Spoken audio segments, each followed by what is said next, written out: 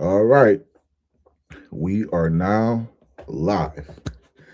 Ladies and gentlemen, we want to thank you for being here today. If you're tuning in, we are on Focus on Liberia with the doctor, Dr. Dougbeh Chris Nyan. Okay, doctor.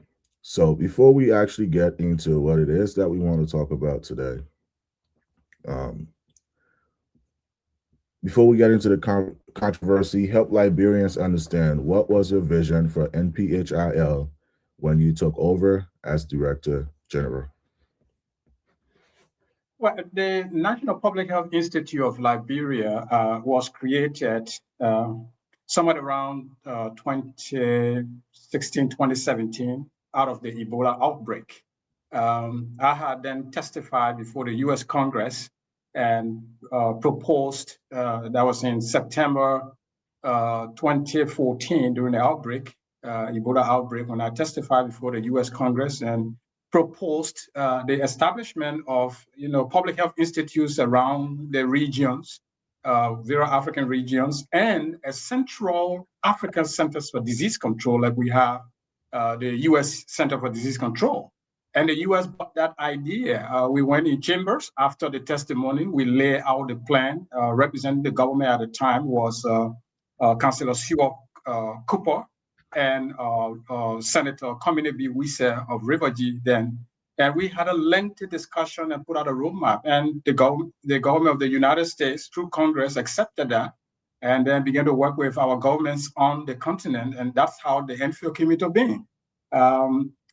And the vision actually was to create a vibrant public health response entity that will look at the entire public health of the country. Now we are just reducing it to NFIL and ensure that public health in the country was in a good status, that we could respond to disease outbreak, that we could control and monitor diseases that were prone to becoming an outbreak, and that we could also have that ability to conduct high-end biomedical research, because much of these decisions are based on research and evidence from research done in laboratories and, of course, social science research, as we will see, so that government policy could also be informed by evidence-based data.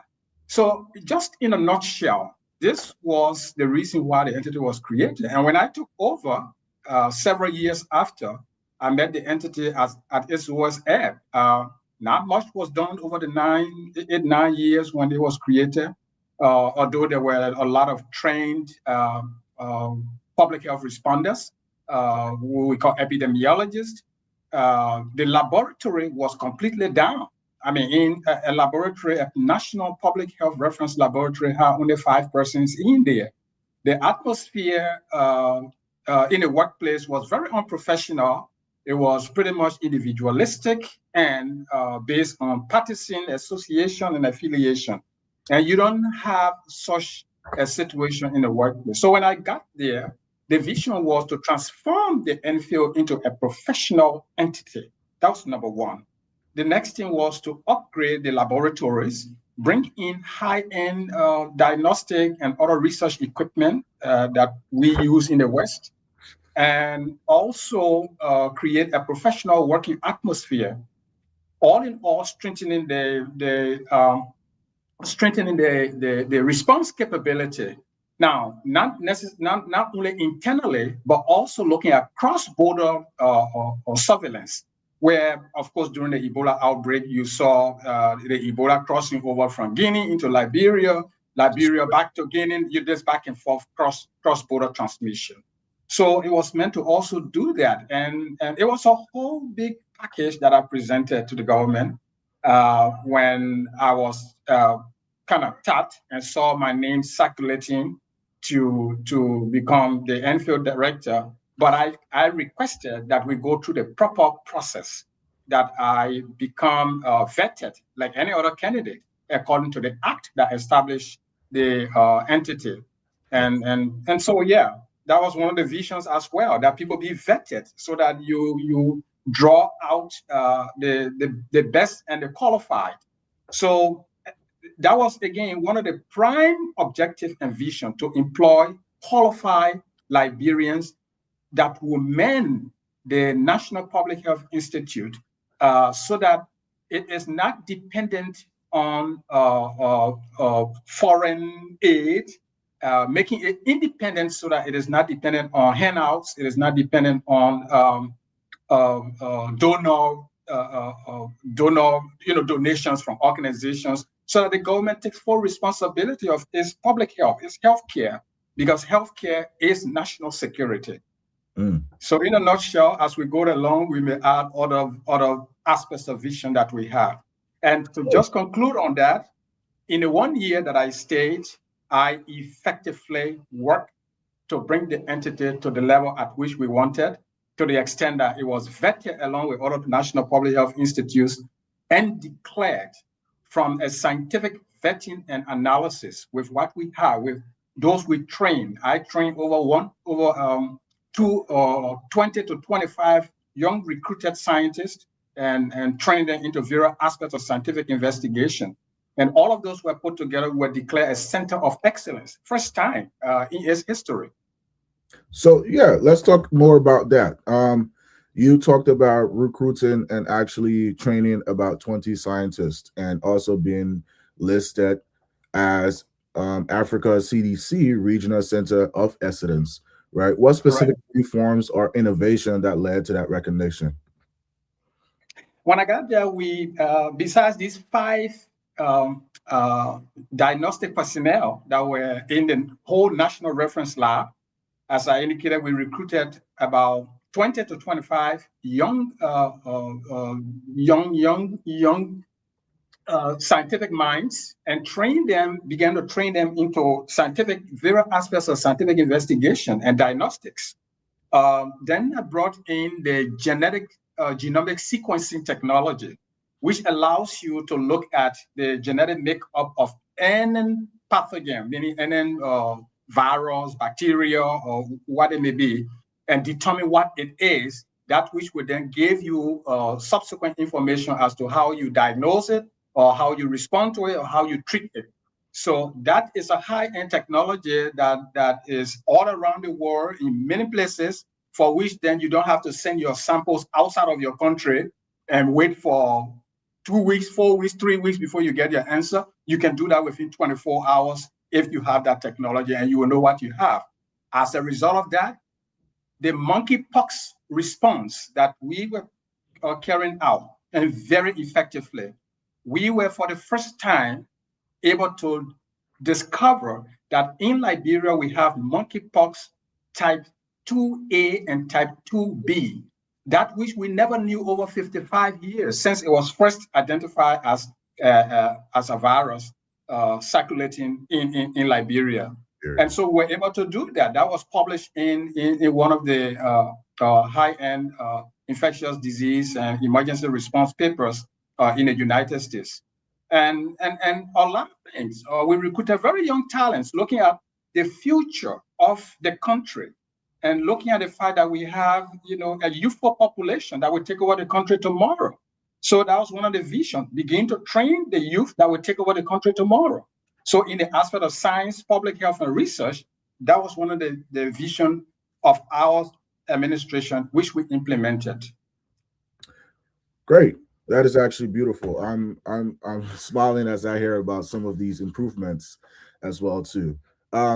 If I were to ask you what were some of the biggest, or if you can list one technological or operational improvements, what do you think that would be at the NPHIL that you implemented?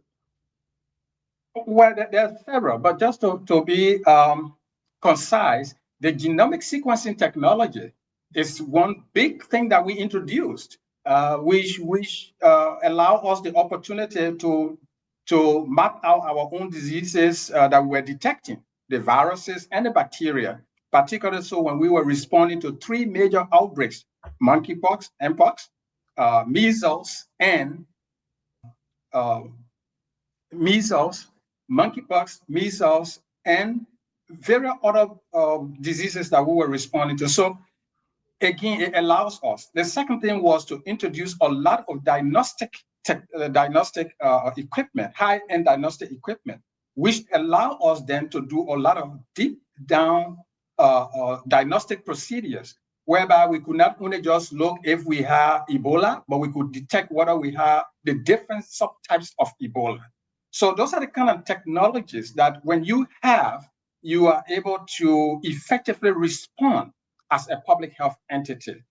Then we also provided very solid equipment, particularly laptop computers for the surveillance officers.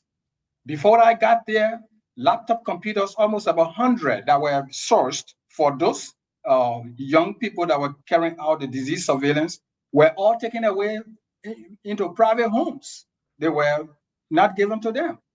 Motorcycles were brought in for those surveillance officers around the country. They never got one of those motorcycles.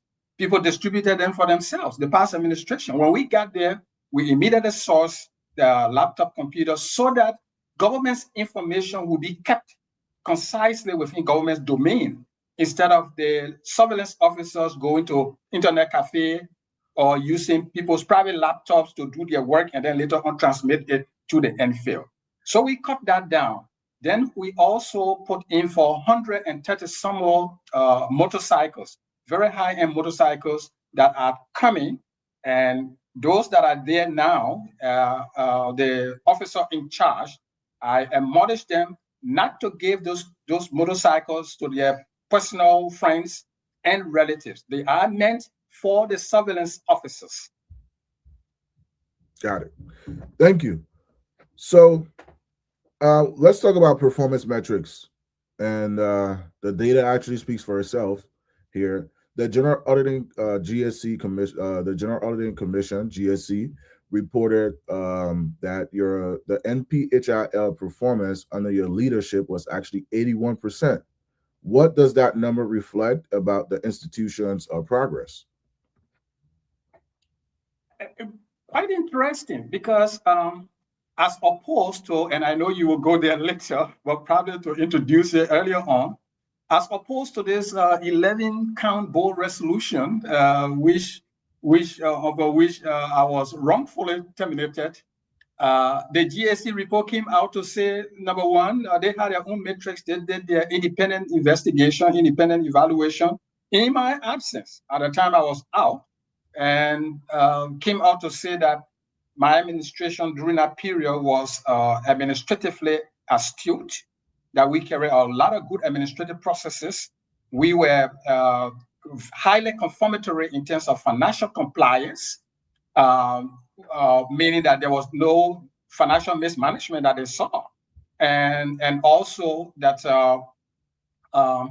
our interagency collaboration was also very high, that we were collaborating with a lot of agencies in order to make our work and the work of those agencies easier and complementary, including the EPA, the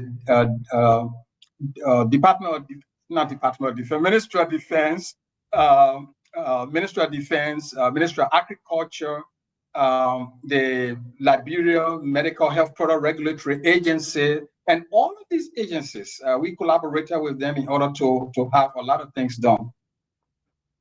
Great, thank you. Yeah. So now let's talk about the internal challenges that you faced. What do you think were the biggest obstacles you faced inside the institution? Were they political, administrative, or structural? It can be coined into a combination of most of those. But to narrow it down, one of the greatest challenges was corruption. Our institutions, most of them. Tell us about what corruption looks like at NPHIL. I have just indicated that in the past administration, before I got there, motorcycles and computers, laptop computers that were purchased by donor and government money to be distributed to 130 some more surveillance officers all around the country was never given to them. Where did those motorcycles go? Where did those laptops go? Correct. Somebody took them. That's one. When I got there, we tried to solve that problem, as I indicated earlier, and I want to go back on that. Uh, then we began to take inventory of the entity's government's property. The deputy for administration was heading that along with the logistics director, only for us to know that when the cars were being inventoried, some of the cars belonging to the directors of various divisions and cars that were just hanging out in the lab was being sold without authorization. And so we launched an investigation and found out that this was a serious breach of ethics and integrity. On the investigation committee, we went through a due process. We had an internal audit agency on that committee. We had the Liberia National Police on the committee. We had senior management staff members and senior staff members on that committee. And there was a matrix drawn out as to what, according to the Enfield Act and the employee handbook, what the consequences would have been. And so for the Deputy Director for Administration, we recommended termination. Enfield cannot do that according to the Act, so we recommended to the President. We send that information to the board, and we send the same information to the Justice Ministry. Those that were suspended, we suspended a couple of them and terminated those that we needed to terminate and referred them to the Justice Ministry for further action. And the Justice Ministry investigated through the Police Criminal Investigation Division, found our investigation reports to be valid with all evidence provided, and sent them out for prosecution. So they are now, so far as I am concerned, they are being prosecuted, whether it's ongoing now or not, that I have no idea of. So that's an ingrained aspect of the kind of corruption that you see. It's organized at the highest level, and it is done with other people in other agencies like the GSA and the CSA. For example, strictly to the corruption, some of those that were terminated were removed from our payroll. Our payroll passes through the CSA, headed by Director Josiah Jokai. Right. But when we receive our final payroll, we see these names reappearing. And so we question Director Jokai and the CSA as to why this was happening. We have removed these names and they keep reappearing. For a whole year, we had to fight that battle with them. We found out simply because there was some personal attachment by higher ups at the CSA to these individuals that were terminated. And we documented that very effectively, making that known that it was wrong and this was corrupt. So these are the kind of issues of corruption that you find. It's so sad that some of our people who speak against corruption come into public service, and they seem to apparently forget what they spoke against yesterday. In my ethics, I went in as a professional person, a medical doctor, a scientist, a biomedical researcher, and an activist, or a long-term activist, and combine those to create the atmosphere and fight against those things that we were fighting against when we were not in public service. And I believe from the records you've been reading from an independent agency, I effectively demonstrated that to represent what it means to change a system for the better. That's true. Yeah, let's think on the issue of corruption and the actual ruling and your investigation when you noticed that the inventory were being sold off. Is there anything in the establishment of the NPHIL that states that any inventory that were gone missing would be recovered, or people would be responsible to pay for those inventory? And if so, after your investigation and the ruling, did the ruling institute that these inventory be repaid, or did they just fired or suspended those individuals? Well, in fact, before that investigation took place, we were in a senior management team meeting, and I called the director for logistics then uh, to come and answer questions to these things. It was true that the investigation was launched when we couldn't get a clear-cut answer as to what the circumstances were. In fact, the first demand was when it was clear that 3 to 4 of those vehicles were missing, that we knew exactly, that were testified to right in our meeting from the 3 directors whose vehicles were inventory and never returned to them. We Wow. immediately demanded that those vehicles should be returned within 72 hours, according to, administrative laws. That wherever those vehicles are, they should be returned. If they are not returned within that time period, we will take the next step. And that's how we took the next step to call for an investigation by constituting a committee. And so it is now left. It is now left with the prosecutory arm, which to is now prosecuting them to recover these missing items. In fact, some parts of the generator that is used for standby power, just in operation case we don't have electricity coming in from the national grid, some parts of that generator was also stolen. what? Okay. So up to your knowledge, you are unaware of the return of any vehicles as of this moment. Up to the time I was there, I'm not quite aware of any vehicle being returned. Probably one or two were brought back into the compound, All right. but the rest of them, almost about 11 vehicles, according to the data and the sheet that was supplied, Right. were in question of not being accounted for. Wow. Yeah. Thank you for that. Now let's go down to the actual issue here today, the 11 count resolution. The board cited an 11 count resolution accusing you of inefficiency and procedural breaches. When did you first learn of these allegations, and what was your reaction? I first learned of these allegations when I was called to the executive mansion by the now Minister of States for Presidential Affairs, Mr. Sam Steve Queer. That was the first time that I learned that there was this resolution with 11 counts, which he read to me like an indictment in court to to to be reviewed by the president, and then action will be taken. And then I immediately asked, where did the resolution come from? He asked me, he returned the question. Don't you are the, but you are the secretary to the board. I said, you don't know the origin of this. I said, that's exactly my question.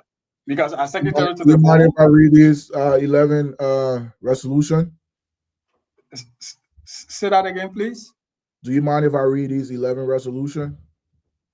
Well, for the purpose of the audience, I Yes. don't know if you will also go back to reading my 11 or so response to those resolutions.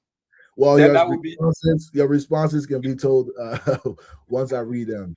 So, number one, lack of pre-decisional involvement of the board in critical decisions affecting the NPHIL, lack of interagency coordination and collaboration, lack of coordination between the NPHIL and the Ministry of Health, um, non-adherence to the board-related tenets of the NPHIL Act, none regard for the statutory functions of the board, persistent foreign travels without the knowledge of the board nor knowledge of the acting director general while the director general is away from the country, persistent submissions of communications to the president without the knowledge of the board, submissions of communications to the national legislature without the knowledge of the board, concerns raised by partners, budget admission process without the knowledge and approval of the board,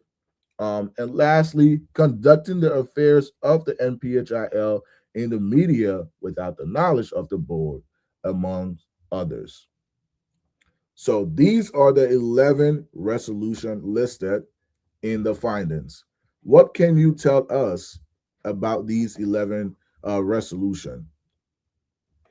Those 11 points were, as I indicated in my response, which you can circulate to your audience, and they Sure. can go on various pages to also read, were inaccurate, lack evidence, and they were, like I said, they were functionally inaccurate, to be quant. My response to those, again, can be circulated and your audience can read the details. But to say the entire 11 counts were countered by the GSC report, those entire 11 counts were countered by the National Public Health Institute's own annual report. So everything in there contradicted the positive reports that came out of the NFIL itself and the GSC's report. The 11 counts were tested in court, just as we've already known, and they were found all to be inaccurate, lack evidence, and totally unconstitutional. They all violated the NFIL Act, and just as the termination itself violated the Liberian Constitution, it was a violation of international human rights charters to which Liberia is signatory, and it was also a violation of administrative procedural laws of Liberia. So, not to bore your audience, I mean, the fact that the court has already scrutinized this and found that these were all inaccurate according to Dr. Nyan's response, as we saw the evidence provided against them. But just to take one or two out of that, Sure. the board indicated that they were not provided annual reports and they were not provided quarterly reports, according to some of those counts. If you read and go through my response and documents submitted to the Supreme Court, you'll see that there were emails, communications sent to the board with all of those documents attached timely and accurately. Mm-hmm. So it became very questionable as to why they will formulate 11 points false statements and make the president to act on those with no investigation and no procedure followed for any investigation. Take, for example, if you say communicating with the president without the board's concern, or yes, this is the president of the Republic of Liberia who appointed me and appointed you as the board. The National Public Health Institute deals with the public health of this country in collaboration with other agencies and the region and international public health entities. If the president calls me, for example, as it was done, to come and present the status of public health at a big cabinet meeting, how do I refuse to go to the president only because I have to get a board's approval? I mean, it is so questionable that some of these people on the board, they are all, most of them are medical doctors, they are former health ministers, they are former directors of agencies, and to formulate such a thing makes us to question and to now understand why our country has been very deficient administratively all through this time until people like us have to come in and straighten out a lot of things.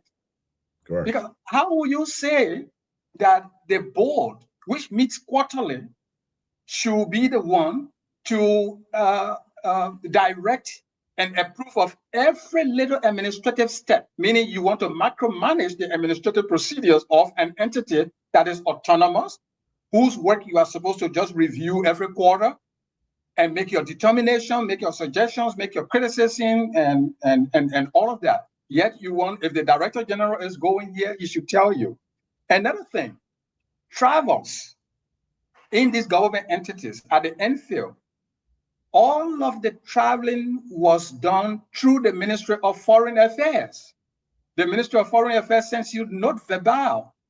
So the government knows when you are traveling and when you are not traveling. And these were communicated through memos. You look in my response, you will see all the memos. Yes. So, when people read my response after that came out, everyone was flabbergasted. How can a group of people who call themselves professional put together 11-point lies, as I describe it now, because that's what they were. I mean, they've been scrutinized and heavily through the highest judicial body in our country and found to have absolutely no evidence. If when you go through the Supreme Court ruling, you will see that it says to any one of those things, there were no evidence.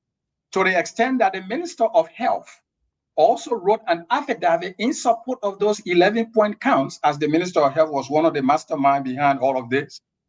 And the affidavit was found to be of no evidence. So that's complete perjury. And so it is troubling. To be very frank with you, it is troubling. You can now see why our countries are where they are. They don't move forward, while other countries around us are advancing. Because people only politicize what should be a technical work and sit to conspire because probably they are not innovative.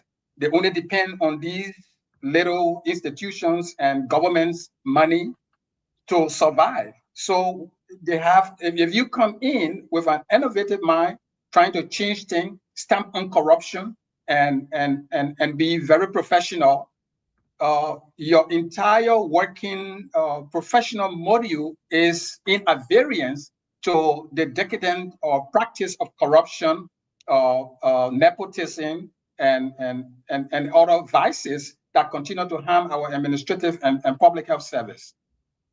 Thank you. Yeah, one of your accusations was the lack of coordination with the Ministry of Health. So, what I want for the audience to understand, what is the Ministry of Health and what is the NPHIL roles to the Ministry of Health, right?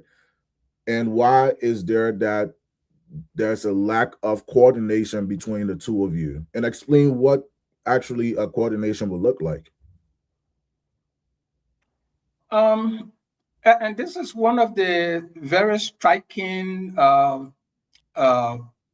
issue that we had to deal with as one of the false claims in that resolution that was being peddled to the executive mansion. The NPHIL, NPHIL, I've already defined its role initially. It is an autonomous agency of government that was created by an act of the legislature in 2016 to address the public health of our country in general. The Ministry of Health is a policy entity.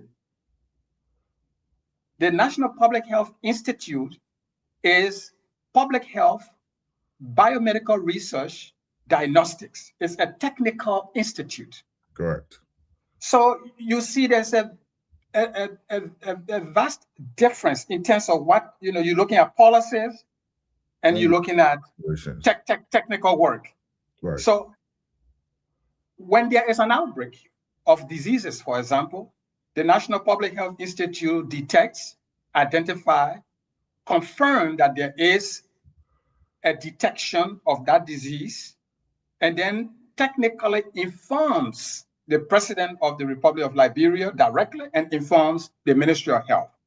Whatever they do with that information, whether to declare because of threshold, is a policy matter. What the National Public Health Institute does is to continue to respond and control the outbreak. We don't wait for declarations here. That's a policy matter. So this is just a slight delineation of roles I have enumerated here. And so that's what it is. In that purview, we've coordinated with all these line agencies and ministries with which we have business to do. The Ministry of Health, of course, The Mm-hmm. EPA, where we formulated the lead paint or regulation for the country for the first time. The EPA and the Enfield got together and said, look, lead in paint is very dangerous to the health of the people. So EPA, since it's also environmental, we deal with environmental health. Yeah. Public Health Institute deals with environmental health and covers the entire public health. Let's work together and set up a regulatory or formulation of a law that will regulate the quantity of lead that should be in the paint. And we did that. We worked with the Ministry of Health itself to launch the mpox vaccines. And on the mpox and disease response, the Ministry of Health occupies a lot of committees or subcommittees on the major or public health response committee, which we call the IMS, the Incident Management System. So when one comes and say that there's no cooperation, no collaboration, it raises question. Interestingly, the GAC report says during this period of Dr. Nyan's administration, from August 19, when he took over, to August, which that period which they review, because it's a 1 year review period, Right. there was cooperation with all of these line agencies. Interestingly, also, the Enfield's annual report came out to say, and check it out, I may send it to you at some point, came out to say there was very good cooperation with the Ministry of Health. So we are baffled as to what to believe. The Bulls faulty or false resolutions, points resolutions that say there was no cooperation, or the Enfield itself that says there was cooperation. There we have the contradiction. And the Bull was faulty, it was scrutinized and found to have no evidence. Okay, so let's talk more about the political forces behind your removal. If you can give us a perfect understanding of what kind of politics are these people playing, or if you can list the names of individuals who you believe and you have evidences of actually being responsible for your removal, and as the reasons as to why they're these individuals actually push for your removal. Well, I cannot speculate, but speak to the facts and the evidence that is available that has been tested through the judiciary already at the Supreme Court. On the Bowles resolution, you can see the listed names that signed the resolution. Dr. Stevie Kennedy, Sia Kamano, Dr. Moses Dopo, Mhm. Sonia Roberts, Malaya Chio, and I'm just calling it off of my head, but you go down the list, probably you could list the rest of them. Dr. Then Bernice T. Dunn, Dr. Dan, and also, Dr. Dunn was abstained, and Dr. Gami Vapo Vapawo, who was also abstained too. correct, Um, both and of then, them, yep, and then also Attorney Siafa B. Kamukai the second, that was disapproved. So there are about 10 people, and 7 of them signed that resolution. right. So if you can read those 7 names, then your audience will know. So Dr. Stephen B. Kennedy, the chair, Dr. Sia W. Kamano, Kamano, the co-chair, also approved. Dr. Angela O. Benson, who's a member of the board. Dr. Samuel T. Dopo, a member of the board as well. Dr. Walter T. Um, Guanigal Jr., a that's member of Mr. Walter Guanigale. Mr. Dr. Walter Guanigale was the Guanigal. father. Yeah, may his soul rest in peace. He passed. Amen. Madam Sonia F. Roberts, a member as well that approved that. And lastly, we have Mr. Malawan Tamba Malaya Chio, Malayan Tambachio. correct. Okay, who's the Minister of Health. Yeah, Deputy Minister of Health. Then, of course, uh, affidavit sent by the Minister of Health, Louis Porto, to Mm-hmm. support that resolution in court. Mm-hmm. And we can send you the court documents if you like for your evidence. And another affidavit sent also by Dr. Stephen Kennedy, who was the chairman of the board, to strengthen re-argue their case and strengthen the board resolutions. Got it. So those are the names that I can speak to. Then, of course, the procedure at the executive mansion, where I was called, and I requested to respond to those counts, which I did and submitted. Uh, uh, Before then, I was only to be told what the response would be, and I insisted that I wanted to respond. And so the Minister of State for Presidential Affairs was the one who was handling all of this. Um, I just see from the evidence that have been submitted by me and from the court scrutiny at the Supreme Court and the ruling, it is clear that I did absolutely nothing wrong. From the GSC report and Enfield's own annual report, I did an excellent work. From the reports of the regional and continental body, the Africa CDC, we were declared Center of Excellence, which is a well sought after declaration because of your capabilities, technical capabilities, and administrative capabilities. And so it still remains the question to those who formulated the uh, resolution and the unlawful termination as to why such acts were carried out.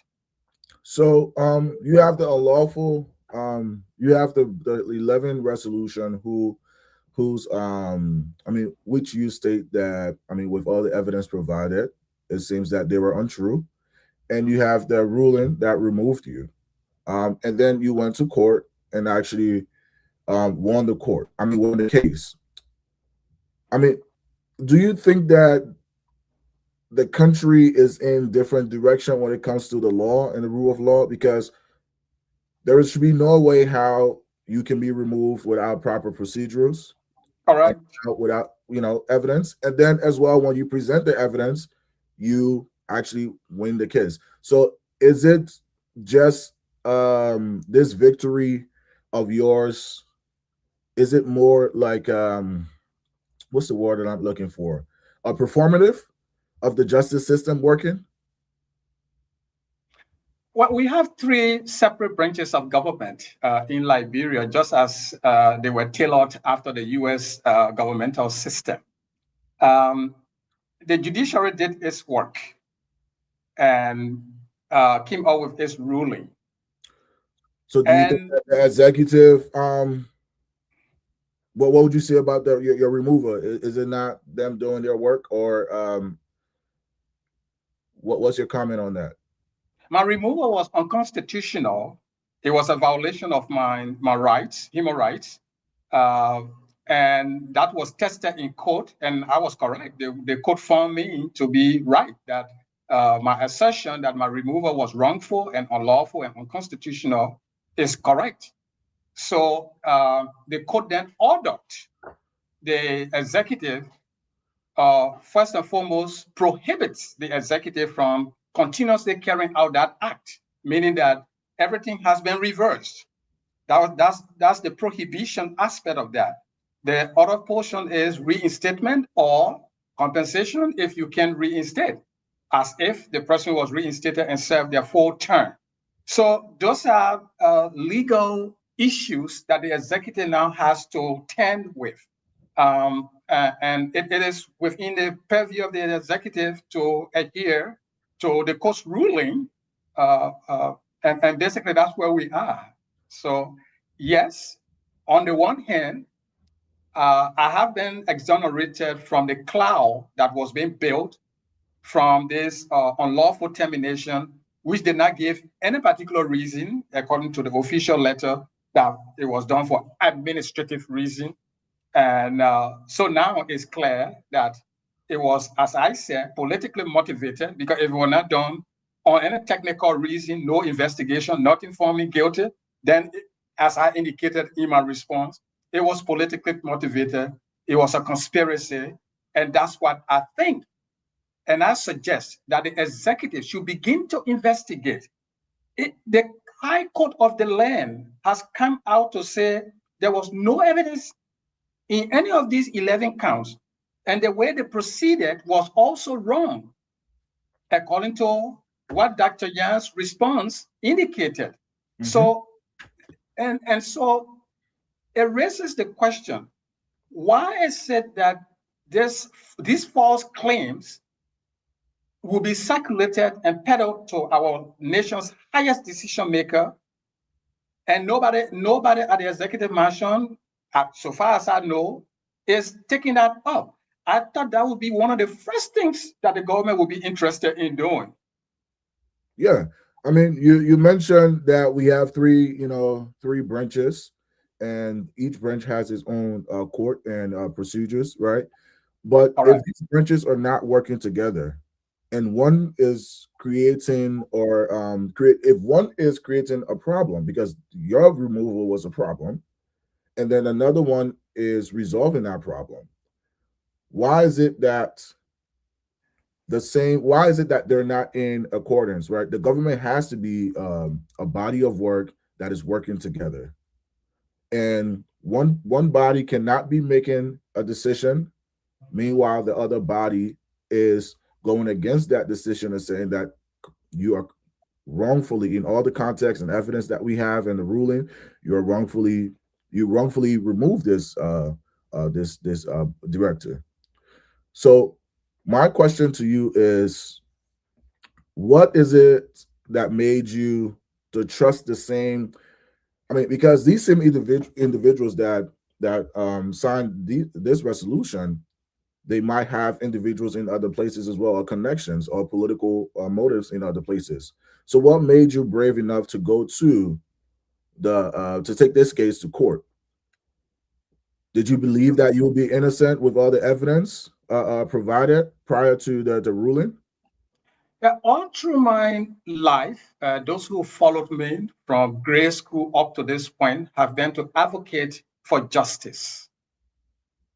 Through my student leadership and through national leadership in various organizations and affiliations with parties and justice advocate groups, like the Movement for Justice in Africa, for example, which was a continental body fighting for justice. And so my idea was that we fought so hard to bring in this justice system, to bring in this, to promote multi-party democracy. Multi-party democracy have always, from what one colleague and our senior comrade and I discussed, have always existed in our political arrangement, except it was either suppressed or stamped on during the military government, right? And then we fought to bring back the exercise of democratic rights. So now we have that. After the Civil War, now we have that. We have the judiciary, we have the executive, we have the legislature. So our idea is to ensure that these entities, branches, work efficiently for what they were set up to do. Now that, given this particular case of wrongful termination, of my wrongful termination that has been determined by the Supreme Court ruling, it is now the prerogative of the executive to, respond to the ruling of the judiciary. That I have no control over. Those who are now at the executive mansion, who are around the president, who should be democracy advocates themselves, as we've seen in the past, are obligated to ensure that what we fought for yesterday and still fight to ensure today, that should work effectively. No one branch is bigger than the other. They all work together in Mhm. order to move the country forward under the system of good governance. What would And have so that been is the challenge to them. what would have been your reaction if the Supreme Court ruling would have not been in your favor? What would have been your reaction, and also what would have been your next steps? The good thing is that I was confident that I had the evidence with me. And that is why I went to the Supreme Court. So I expected, with the evidence that I had, which counter everything that The resolution, both right? the resolution put together and the wrongful termination As well. by the president as well, subsequent wrongful termination based on those faulty resolutions. I was confident that I had a case. And so I consulted some of the best lawyers in the country. Councillor Tiawon Se Gonglo, who is an activist himself, and senior councillor Cabinet Janda, including Councillor Kanakai, Mamadou Kanakai, and those two law firms that represented me. As I always strive for excellence, I sought some of the best and excellent lawyers in the country. And we followed through. They saw reason to take on my case, because not all lawyers will take on cases. They will evaluate your case and see whether you have anything that they can fight for, and then they go for it. And I think they saw that I had the evidence as I presented to them, as I discussed with them. And they thought, yes, this is a winnable case. And your rights were violated here. And so we won the case. So the Supreme Court ruled that no lawful investigation was conducted. The board resolution was unlawful. Your dismissal violated due process. The acting director general is barred from performing any functions. What do you have to say to the president of Liberia about this ruling? I mean, not about the ruling, but about the process that he took to your removal. What do you have to say to him? I have worked with the president, this current president, for a long while on the professional level during the Ebola outbreak through this time. And we have had a very cordial relationship, uh, very respectful one. And so decisions are made at levels that I don't have authority over. But I think once these decisions are reviewed legally and findings presented, it is, hoped that these decisions will be looked at and subsequent decisions to rectify the wrong that was done to be executed. That's all I will say. And the court talked about reinstitution or cash if you are unable to be reinstituted. What's the process like? What's the update on that? Well, I, to this point, don't know. Uh, and we look forward to following up through our legal counsels to see where we stand with that. Again, Was there a the timeline? executive was Was there a the timeline executive given by was the Supreme Court? excuse me. Was there a timeline given by the Supreme Court? I am not very okra, to be very frank, with that aspect of the enforcement or the execution of the ruling, and that my lawyers could speak to specifically if you were to contact them. Got it. Thank you. So let's go to the GSC audit.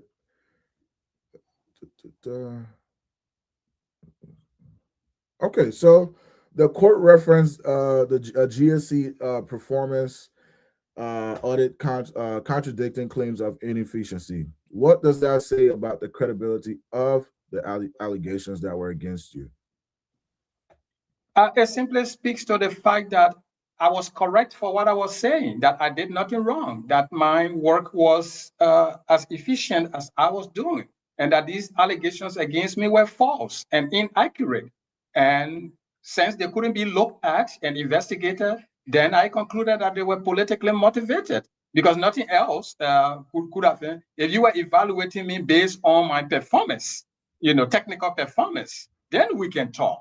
But if you are evaluating me or making false claims that have no bearing, have no iota of evidence, then you must have something ulterior under your sleeves. And that's what I think the government, the executive needs to even investigate further. Why did they lie to the president? Because it's just baffling. And I personally just describe these as 11-point lies, as simple as it is, as they are. No evidence, absolutely nothing. And you have professional doctors, crafting these things. So how do the citizens trust our medical system if you have a group of doctors sitting together and crafting things like these and submitting it to higher authorities? So you had, the court highlighted a conflict of interest involving Dr. Kamano, if that's her, how you pronounce her last name. How did this conflict shape the events leading to your removal? Well, the lady, Dr. Kamano, who is currently the OIC officer in charge, was the co-chair, or still is, if I may turn it that way, of the very board that crafted these 11-point lies and sent them over to the president. And the president took action and turned around and appointed her as the officer in charge. Everyone can see administratively, those who were charging me of administrative inefficiency are in turn actually proving that they are the ones that are administratively inefficient with conflict of interest. What is your relationship with Dr. Sia? Dr. Sia Kamano? We interacted a lot during the time I was in the seat at the Enfield before my termination as board members. Can you record any instances to your knowledge that might have that the court might have listed that your relationship as a conflict of interest? Well, that I really can't speak to because I will be speculating. We interacted on the official level as board members. As a director of the Enfield, you are the secretary to the board according to the statutory regulations. Correct. And she was co-chair, and Dr. Kennedy chair. Dr. Kennedy was never around most times, and she chaired meetings so that was the level of our association on that level. And that's where I can leave that. And it was professional, respectful, to your knowledge? To my knowledge, it was professional. For which this resolution came as a surprise to me. Could nobody raise any such questions to me? And they never brought and investigate and nobody investigated. Nobody, and I just saw resolutions coming up. Got it. Surprising almost everybody in the entity. So it's been weeks after your ruling. The executive branch has not reinstated you or compensated you. What message does this send about Liberia's respect for the rule of law? The arrest agenda of the current government speaks highly about rule of law. One of the errors in that arrest. Yes. It is left with them to implement that aspect to show to the world that Liberia is adhering to good governance.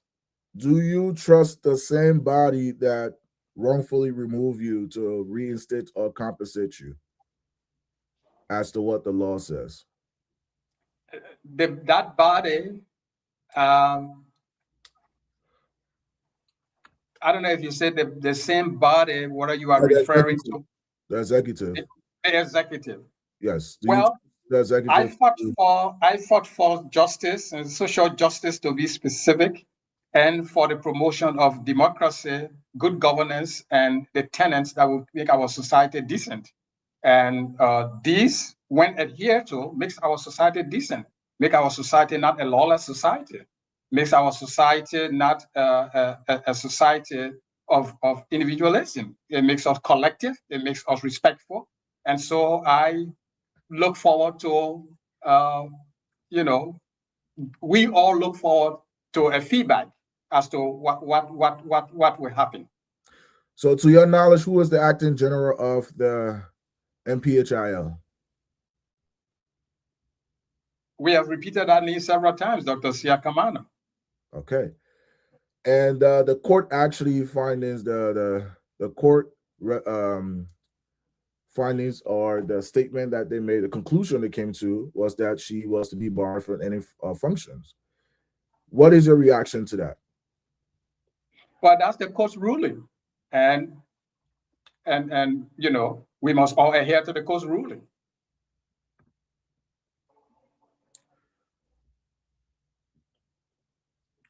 The Ministry of Justice involvement.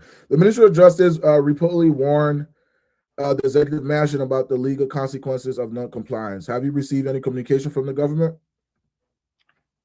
Very interesting. As one of the first media to raise this question, because we have raised it in various cycles. The Justice Ministry, which is a statutory member of the board, did warn, according to what you see on that document, Yes. the entire board that procedure was unconstitutional. Correct. Yet they pursued it. To this date,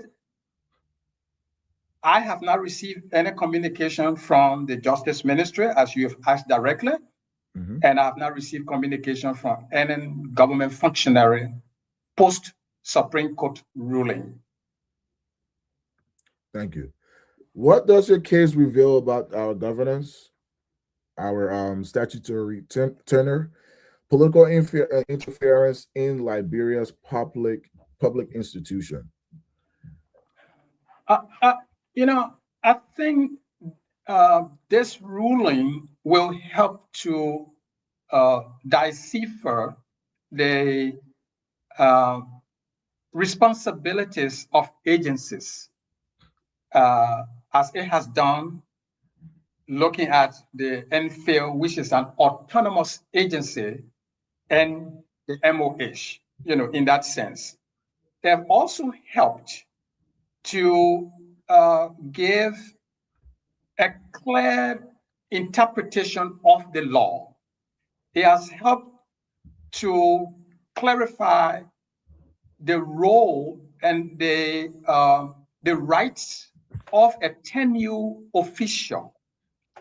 It has helped to clarify that certain officials of government, although appointed by the president, they are appointed through a particular process and not just through an executive appointment. And they cannot be removed arbitrarily, as was done with me.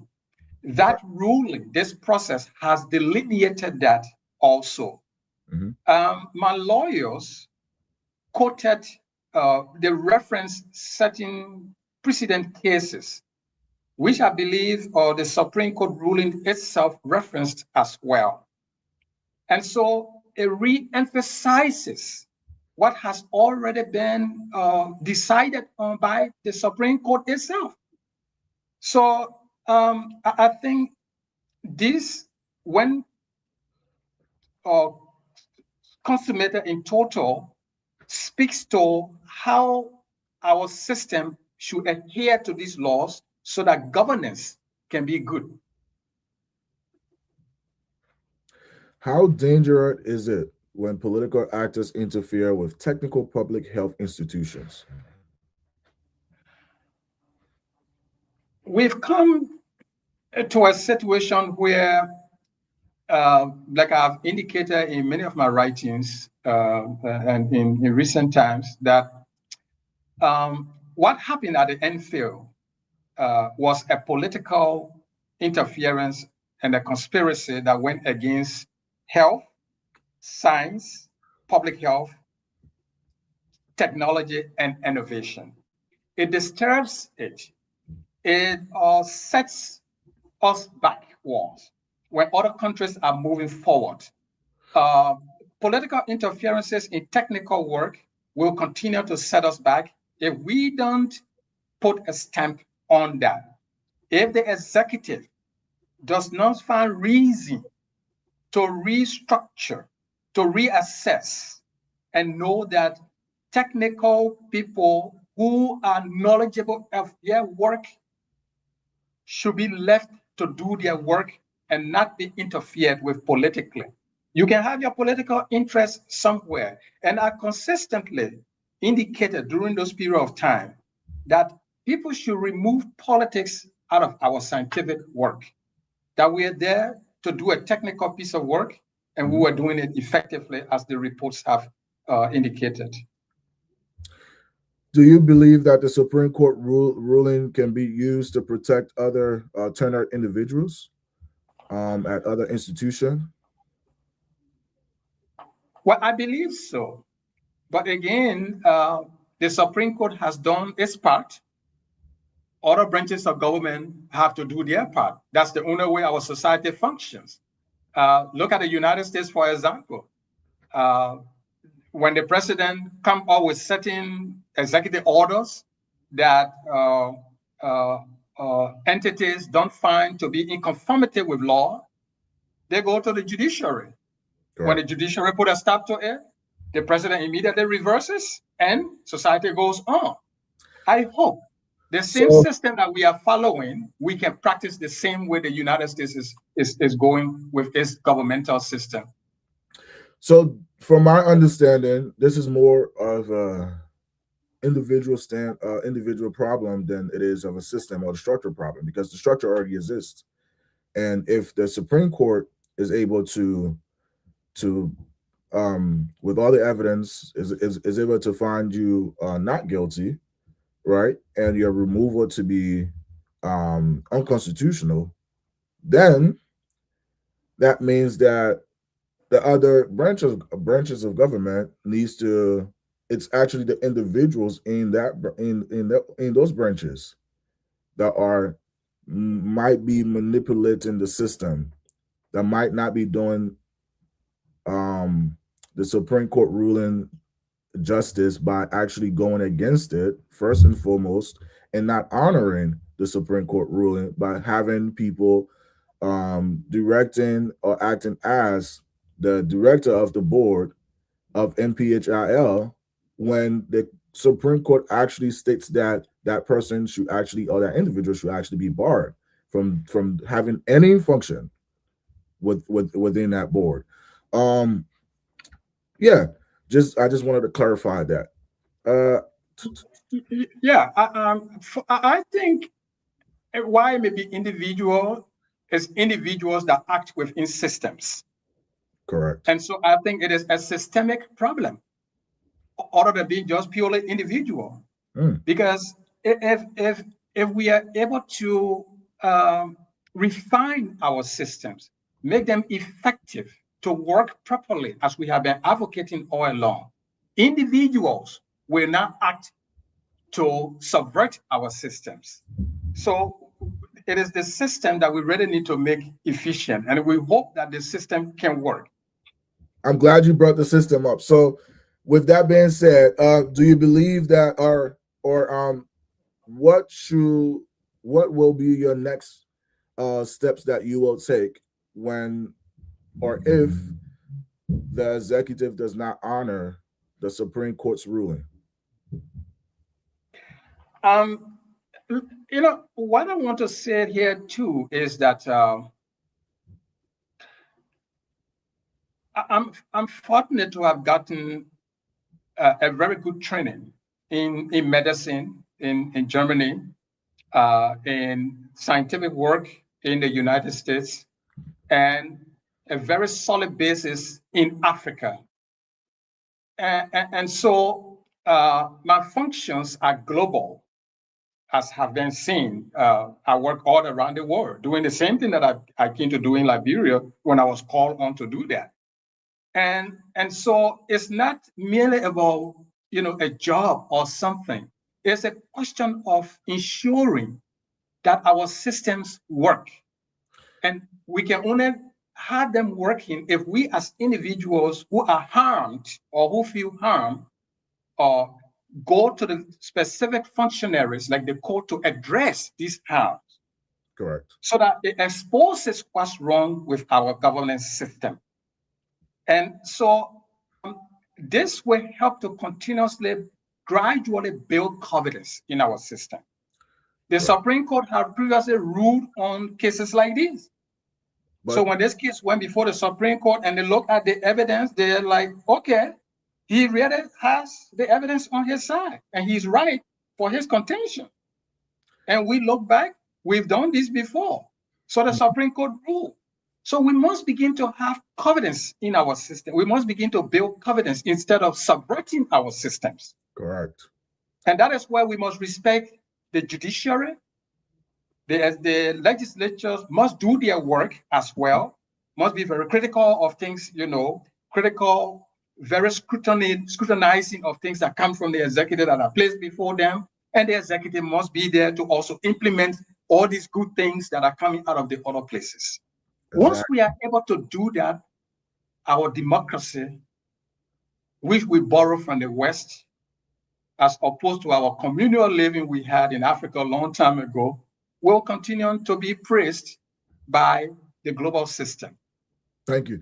You mentioned that you received training or education in Germany as well as participating in the U.S. as well too. So there in those two countries, there has not been any complaints about your professional background, correct?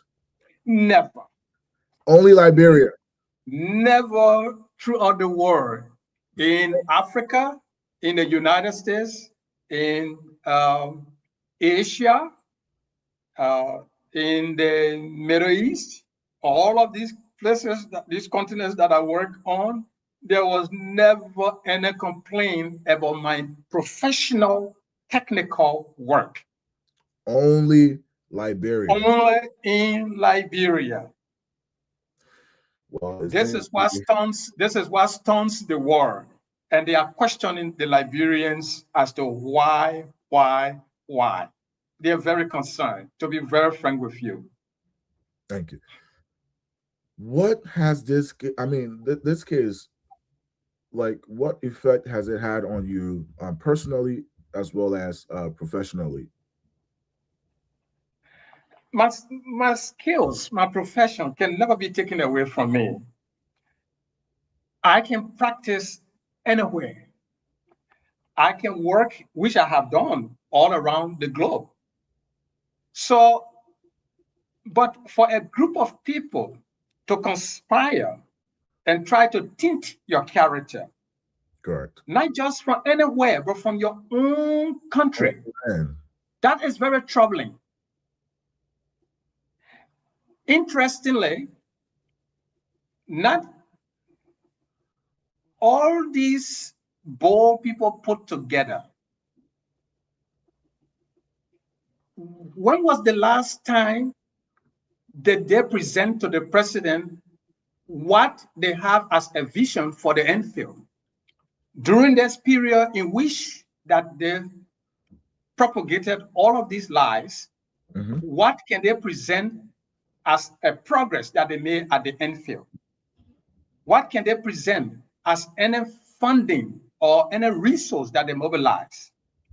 I was able to, in addition, create a modern public health emergency response center, which cost almost about $300,000 by the assistance of the Africa Centers for Disease Control. The first time, people were just working in smaller, bench cubicles, and we created this modern, public health response center.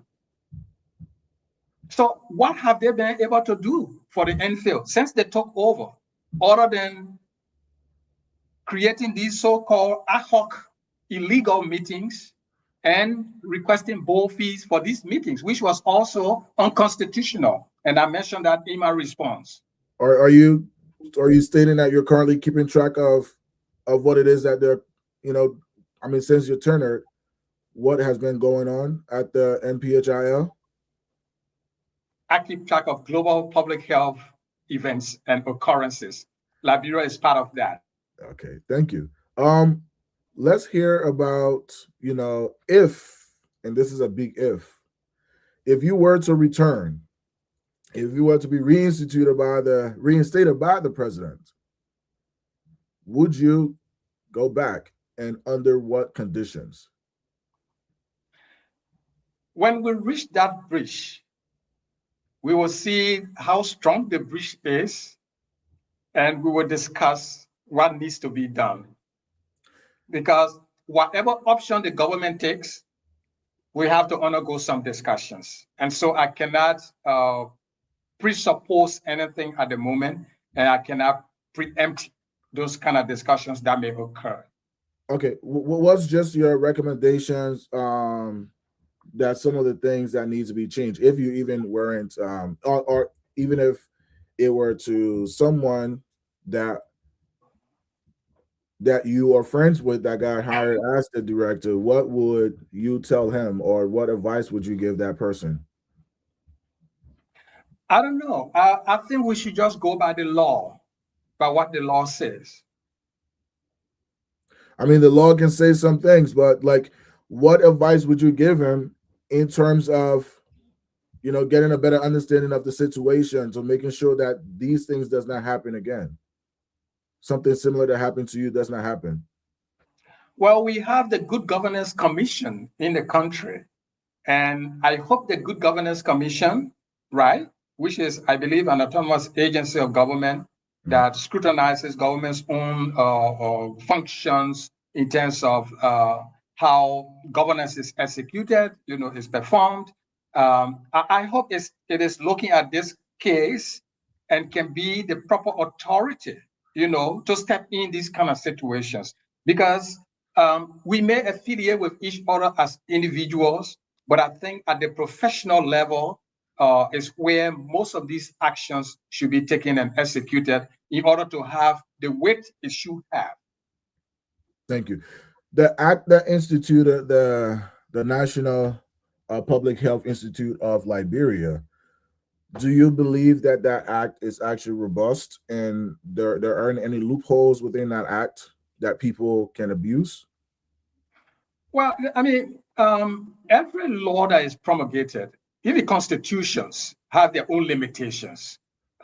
They're formulated given the prevailing circumstances around the time and looking into the future also. And as time goes by, that is why, like for the United States, they have several amendments: the First Amendment, Second Amendment, Third Amendment, Fourth Amendment, Fifth Amendment. Because we look at the Constitution and say, wait a minute, the circumstances we are dealing with now, we need to change the constitution to suit this because our framers didn't think it that way.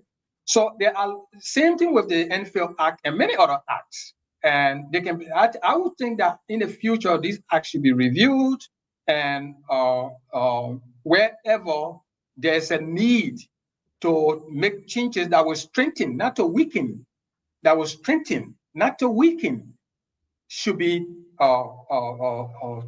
conducted. Similar thing goes with the LSCC Act, which was being reviewed just recently. And I believe the LSCC authorities were contending that certain portion of that act, if touched, would have weakened certain functions of the LSCC. And so they advocated that, that particular portion be left alone, shouldn't be troubled, and as they corrected. But there was a discussion surrounding that just recently. And so it's the same thing. We should strengthen our laws and not manipulate our laws or weaken them. Do you believe that there are, currently, are there any amendments that you would like to suggest to the NPHIL Act, to your Well, knowledge? I cannot think top of my head on this forum, on this show, to begin to pinpoint parts of the act now. But I Mhm. think as we go along, certainly all these documents need to be reviewed because there may be some loopholes, some weaknesses that need to be strengthened. What do you want the Liberian people to understand about this case and its importance? This case is important to the extent that it has brought to light where executive power begins and where it ends. To our internet audience who have debated these issues for a long time about whether the president had absolute authority to just terminate me. You know, when I put myself me because I was in a situation, but there are others like myself in these situations, right? Whether to terminate a 10U official. There were a lot of people, including some lawyers, who some people with legal background that were arguing that the president had a right to terminate him, at will. It's an at will. And there were some who were saying no. Look at Dr. Nyan's response. He's saying he's a 10-year official. There is a procedure that has to be followed, and not just arbitrarily. And he called for those procedures, but nobody listened. Apparently, because they saw that even if we went into those procedures, my evidence that I had against those 11 acts, those 11 points, completely destroyed and dismantled those. So they just went and acted arbitrarily, unconstitutionally, wrongfully. And so that's what this case brings to the discourse in our governance system, that our executives have powers, but the powers are limited at some points. The termination has to be executed based on certain things, just as the appointment were also done through a particular procedure. I had to be vetted along with several others who said they wanted the position, and I came up on top. And the board recommended me and two other persons, and the president took my name because I was at the top of the list with a very high score according to the board. So it's a procedure according to the act. The same board that removed you The same board that removed me was the one that appointed that was the one that recommended your appointment. Yes.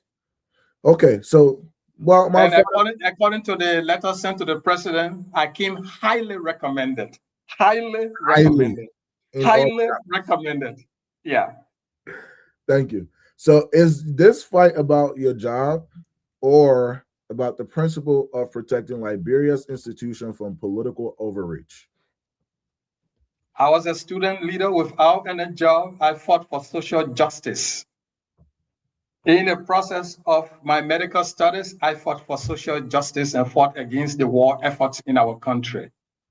When I became a professional, I continued to fight for professionalism. And so this fight is not ever a job. This fight is ever good governance.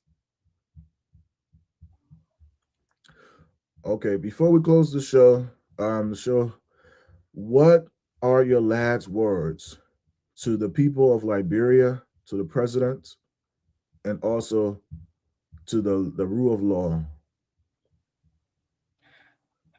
Mr. President, we have a very good relationship, very good professional working relationship, and between the two of us, nothing spoiled.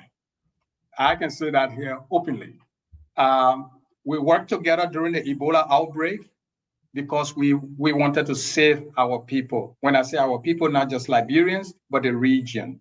And we did that very effectively.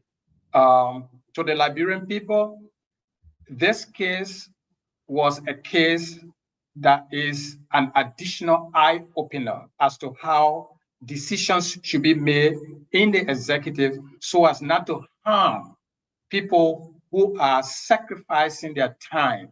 I came home practically to sacrifice my time to help build up the entity from where you saw it at its lowest ebb to where it is now, setting up a 6-year strategic plan that is currently being implemented.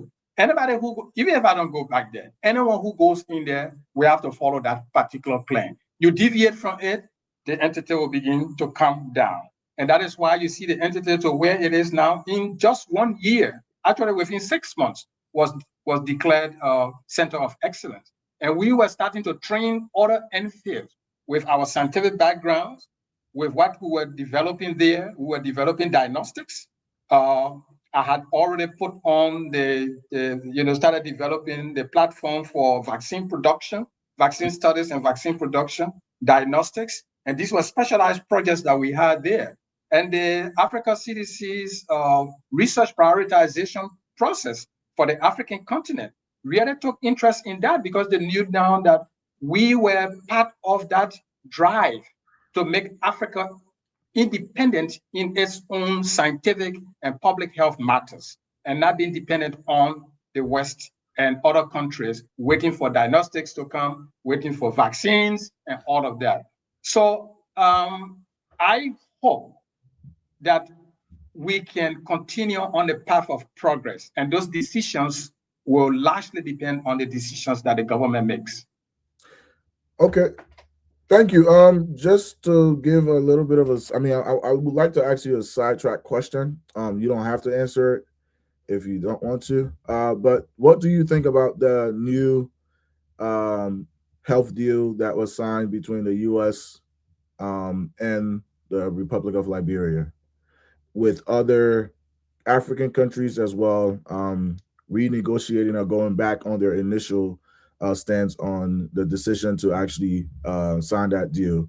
Most African countries have that signed the deal initially have actually dropped off. What do you think about that? The African countries that dropped off have reasons. The African countries that have not reviewed it yet thoroughly uh, hope they can review it. All of my pronouncements have always been that every collaboration must be mutually beneficial. So anything regarding the United States and Liberia should be beneficial. Anything regarding the United States and other countries that I work in should be beneficial. When I worked in the US and we interacted with other countries in public health matters, scientific matters, it was meant for beneficial effects.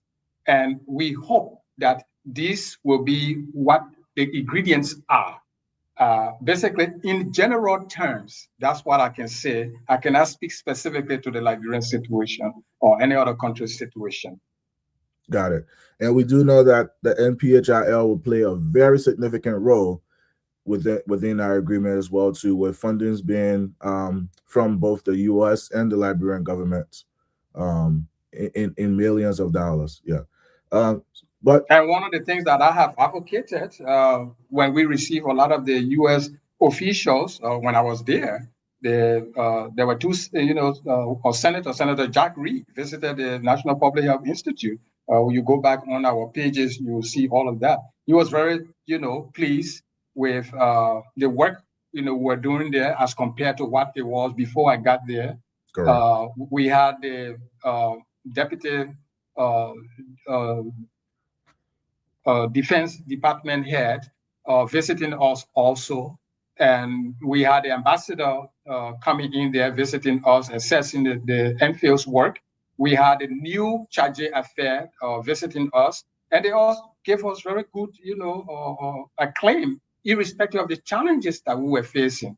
What I have continuously said is that the United States taxpayers' money that is being used in Liberia should be used effectively and should not be wasted. It should not be abused. It should not be corrupted. And I have stood on that. And so for funding that we received when I was there, I continue to ensure that US taxpayers' money are not wasted and nobody is going to take that and put it in their pockets.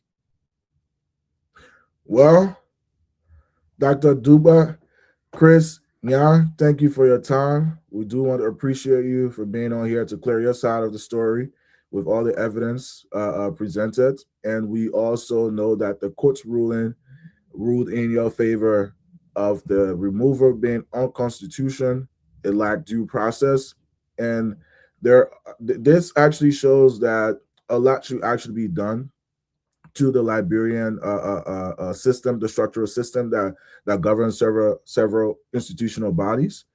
We need to go back to the drawing board as a country, as leaders, to really sit down with the people in these various industries, in these various institutions, to understand how the framework actually works. Because I feel like the government, the executive branch, still lack the robust understanding Because if they can look at evidences in a different light than the Supreme Court, that means that there's something wrong and it needs to be fixed. Either it is the individual running the institution, uh, or the system itself needs to be fixed in a way that it prevents these things from happening. Because with the great work that you were doing with the GSC report, stating that 81% which is a very high grading, you know, compared to as to what it would be now if we were to look at that GSC report or findings, uh, uh, um, we will understand that we lack the professionals in these various institutions to make us to look, at least look and run like like the country that we should be running Right. as. And but I do want to appreciate your time for being here as well, ladies and gentlemen. If you're watching, this is Behind the Headlines with Anthony Russell as your host and Dr. Dougbeh Chris Nyan. Thank you. Thank you very much. I appreciate the invitation and greetings to all our diaspora folks. I came to represent all of you, and I hope I didn't disappoint you. Thank you. Bye bye. Bye bye.